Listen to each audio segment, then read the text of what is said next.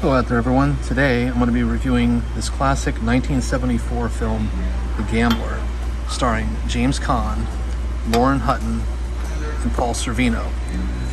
And this film, it's an interesting one.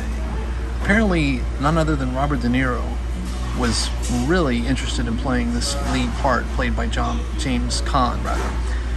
And the film is about a compulsive gambling addict who essentially just digs himself in a hole that seemingly can't be undug.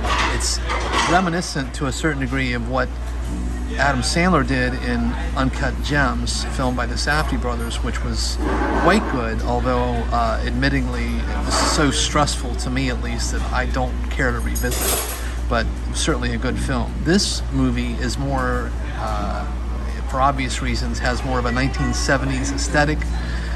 It feels within the same sort of wheelhouse as Taxi Driver. It's very humanistic in its depiction of a flawed gambling addict played by James Caan, who, despite all of these, this predicament rather that he's in, he still finds people to want to hang out with him. He's charming.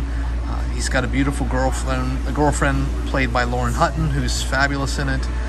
Paul Sorvino is, ironically enough, the collector, and he's friends with him.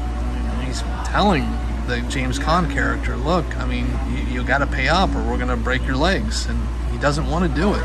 He likes this guy. So it's just an interesting character study of a gambling addict and the sort of personality traits one like this individual has, and how he manages to somehow stay one step ahead of things. But I would just say that this, by the way, is the Imprint release, which Imprint is a boutique Blu-ray label out of Australia, and their discs are region free, so you can play them anywhere.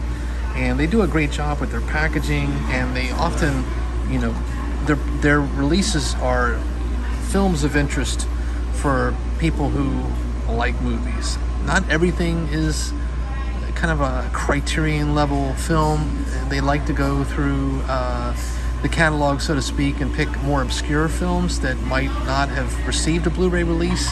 And I believe this is a film that this is the first time it's been on Blu-ray. And the quality of the picture is a little substandard, I must say. I don't think they went back to the original camera negative. They certainly didn't clean things up, because it still has some visible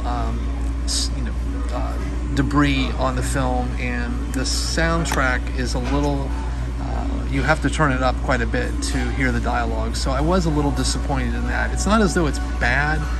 I mean, it's decent, but I would say that it's really, for lack of a better description, it's more DVD quality than Blu-ray quality. But I'm sure if you were to get the DVD, it would look significantly worse, just by virtue of the fact that at least this is 1080p resolution. But I would say that Imprint, they did a nice job putting this. They've got a couple of special features, including a nice video essay.